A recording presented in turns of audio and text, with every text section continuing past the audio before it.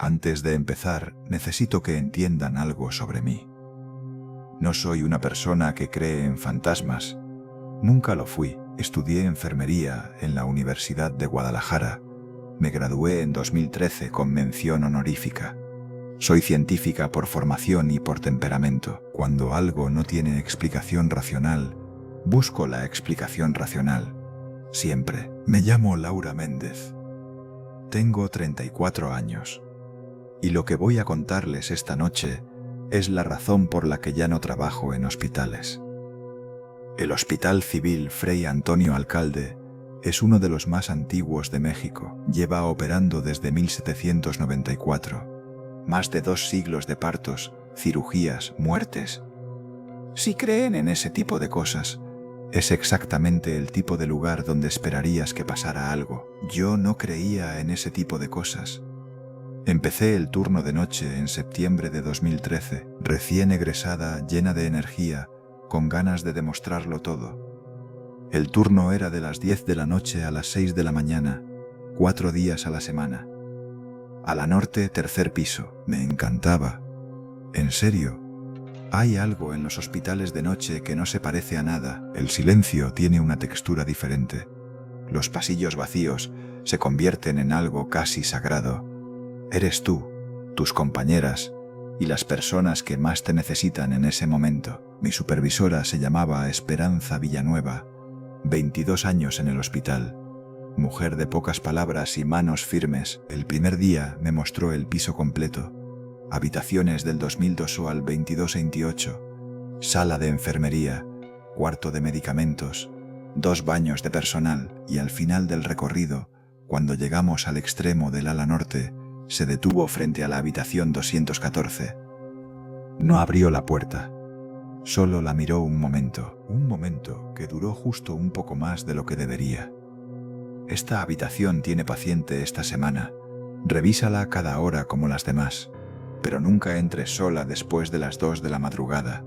Siempre con una compañera. Le pregunté por qué. Me miró de una forma que en ese momento no supe leer. Protocolo. Y siguió caminando. Protocolo. Lo acepté sin cuestionarlo. Los hospitales tienen protocolos extraños para todo. Me inventé una explicación. Mala ventilación, algún paciente anterior con historial de violencia nocturna, algo así. Y la guardé en el mismo cajón mental donde guardamos las cosas que no queremos examinar de cerca. Esa es la cosa sobre las explicaciones que uno mismo se inventa. Son muy cómodas hasta que dejan de funcionar. Durante los primeros meses, la habitación 214 tuvo distintos pacientes. Personas mayores en su mayoría. Recuperación posquirúrgica, enfermedades crónicas. Nada fuera de lo ordinario. Entraba acompañada después de las 2 sin cuestionarlo. La regla existía y yo la seguía. Fue en enero de 2014 cuando ocurrió la primera cosa que no supe cómo archivar. Eran las 3:40 de la mañana. Mi compañera esa noche era Daniela, una chica de Zapopan que llevaba 3 años en el hospital. Fuimos juntas a revisar la 214. La paciente de esa semana era la señora Consuelo Reyes, 78 años, ingresada por fractura de cadera. Todo normal.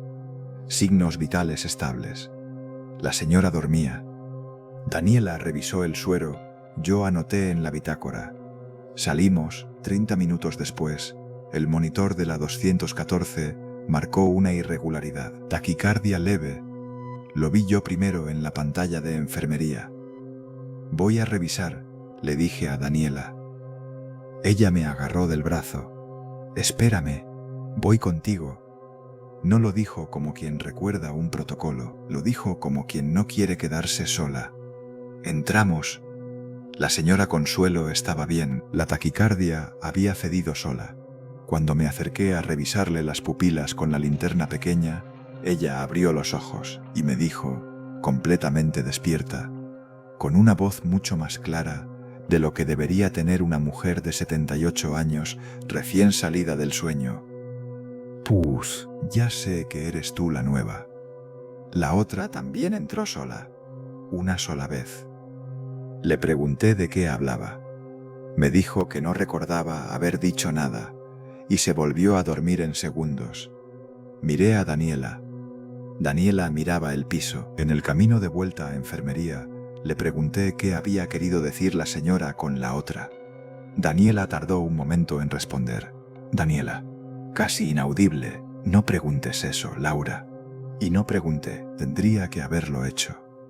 Los meses siguientes transcurrieron sin incidentes. Me convencí de que la señora Consuelo había estado soñando, de que Daniela era supersticiosa, de que los hospitales viejos tienen fama de encantados porque la gente muere en ellos y eso pone nerviosos a quienes trabajan ahí. Me convencí, pero empecé a notar algo pequeño, algo que por sí solo no significa nada, pero que cuando lo sumas a todo lo demás, cada enfermera que llevaba más de 2 años en el ala norte tenía el mismo gesto cuando pasaba frente a la 214 de madrugada.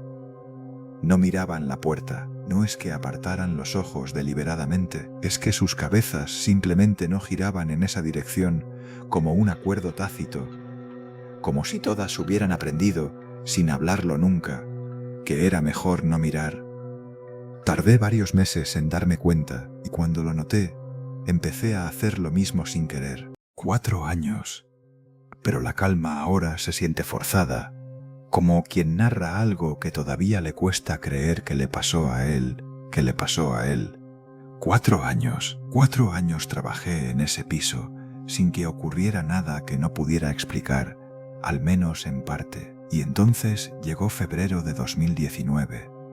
Esa noche íbamos cortas de personal, 2 compañeras de baja por gripe, una tercera cubriendo una emergencia en el segundo piso. Quedamos Rocío y yo para todo el ala norte. La 214 tenía paciente, una señora de 81 años, Amparo Gutiérrez, de Tonalá, ingresada 2 días antes por neumonía. Estable pero delicada, la habíamos revisado a las 11, a la 1, todo bien. A las 2:17, Rocío fue al baño. Me dijo que tardaba 5 minutos. A las 2:21, el monitor de la habitación 214 empezó a sonar. Miré el pasillo. Vacío, miré la pantalla. Taquicardia pronunciada más que otras veces. Miré la puerta del baño, cerrada. Fui a la 214. Sola. Entré. La habitación olía diferente, no a hospital, no a desinfectante.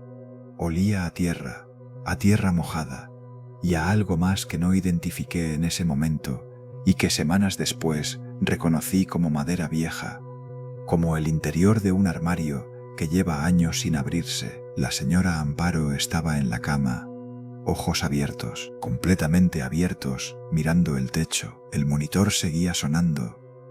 Me acerqué despacio. Le hablé por su nombre. Le dije que era la enfermera Laura, que estaba bien, que solo iba a revisarla un momento. Lentamente, muy lentamente, giró la cabeza hacia mí. Eso es lo que lo hace insoportable. No era su mirada, no sé cómo explicarlo mejor que eso. Era su cara, sus ojos, su cuerpo en esa cama. Pero la cosa que me miraba desde adentro no era Amparo Gutiérrez, de 81 años, de Tonalá, Jalisco, con 3 hijos y 5 nietos y una planta de bugambilia en el patio de su casa. Era otra cosa. Y me habló con mi propia voz, mi voz exacta, mi acento, mi forma de arrastrar ligeramente la S al final de las palabras. Me habló con todo lo que me hace sonar como yo y ninguna otra persona en el mundo. ¿Por qué entraste sola, Laura? No grité. Quiero que sepan eso. No grité, no corrí, no me desmayé. Me quedé completamente paralizada durante lo que debieron ser 4 o 5 segundos, pero que se sintieron como una eternidad sin fondo. Y entonces Amparo parpadeó. Cuando volvió a abrir los ojos, era ella otra vez. Confundida, asustada, me preguntó en voz débil dónde estaba, qué había pasado. Le dije que estaba en el hospital. Le tomé la presión, normal. Revisé el monitor, todo estable, como si la alarma nunca hubiera sonado. Salí de la habitación. Rocío estaba en el pasillo, caminando hacia mí. Rocío, aliviada y alarmada al mismo tiempo. ¿Dónde estabas? Fui a buscarte y no estabas en enfermería. Revisando la 214. El color le cambió en la cara de una manera que no olvidé, casi sin voz. Sola esa madrugada, cuando terminó el turno y salimos al estacionamiento con el sol apenas empezando, Rocío me contó lo que Daniela nunca quiso contarme 5 años atrás, lo que todas en el ala norte sabían y ninguna decía en voz alta. La habitación 2014 había sido, hasta 1987, la sala donde se preparaban los cuerpos antes de llevarlos a la morgue del subsuelo. Durante casi 40 años, cada persona que moría en el ala norte pasaba por esa habitación. Era el último lugar donde los cuerpos estaban en el piso de arriba antes de descender. En la remodelación del 87 cambiaron el proceso. La habitación se convirtió en una habitación normal para pacientes, pero había algo más. Algo que Rocío me contó mirando el asfalto sin alzar la vista. En 1991, una enfermera llamada Soledad Ramos entró sola a la 214. Las 3 de la mañana. No había ninguna emergencia, ningún monitor sonando, ninguna razón documentada, simplemente entró sola. La encontraron 2 horas después, sentada en la silla del rincón, mirando la pared. No respondía, no hablaba. La trasladaron a psiquiatría esa misma mañana. Soledad Ramos nunca volvió a pronunciar una sola palabra. Murió en 2003 en un hospital psiquiátrico de Zapopan. 12 años de silencio total. La única cosa que los médicos documentaron cuando la encontraron esa mañana de 1991 fue esto. Cuando llegaron al cuarto, antes de que se dieran cuenta de que no respondía, creyeron que estaba bien porque estaba hablando, murmurando algo en voz muy baja. Tardaron unos segundos en entender qué decía. Repetía su propio nombre, pero no con su voz. Después de que Rocío terminó de contarme todo esto, le hice una pregunta. Una sola. Le pregunté por qué. Si todas en el ala norte sabían esto desde hacía décadas, seguían ingresando pacientes en esa habitación en lugar de clausurarla o cambiarle el número o hacer cualquier cosa. Rocío por fin alzó la vista. Rocío, con una resignación que da más miedo que cualquier otra expresión. Porque mientras haya alguien en la cama, no está vacía. Y cuando está vacía es cuando pasa lo peor. Pedí mis siguientes 3 días libres. Los usé para hacer algo que en ese momento sentí que tenía que hacer y que ahora no sé si recomendarle a nadie. Fui al archivo del hospital. El Hospital Civil guarda registros desde finales del siglo XIX. No todos digitalizados, muchos en papel, en carpetas de cartón, en cajas apiladas, que huelen a lo que huelen los papeles muy viejos, a tiempo, a humedad, a todo lo que alguna vez fue urgente y ahora nadie recuerda. Le pedí al archivista, un señor de unos 60 años llamado Don Ramiro, los expedientes del ala norte, 3er piso, habitación 214. Desde 1950 me miró, de esa manera que ya conocía, la misma que Esperanza el primer día, la misma que Daniela en el pasillo aquella madrugada. Pero me los dio. Lo que encontré ahí tardé varios días en procesarlo. Voy a contárselos de la forma más clara que puedo. Entre 1952 y 1987 murieron en el Hospital Civil 23 trabajadores del área de salud. Enfermeras, médicos residentes, un camillero, una trabajadora del archivo. Muertes naturales en su mayoría, algunos accidentes. Normal, estadísticamente, para casi 4 décadas, en un hospital grande y antiguo. De esos 23, 17 habían tenido su último turno de trabajo activo en el ala norte, 3er piso. No es ese número el que me perturbó, es lo otro. 11 de esos 17 habían presentado, en sus últimas semanas de trabajo, el mismo síntoma, documentado por distintos médicos, en décadas distintas, con palabras distintas pero describiendo exactamente lo mismo. De agosto de 1954. Expediente de la enfermera Remedios Castañeda. La paciente refiere escucharse a sí misma en habitaciones donde físicamente no se encuentra. Marzo de 1963. Expediente del doctor Aurelio Peralta.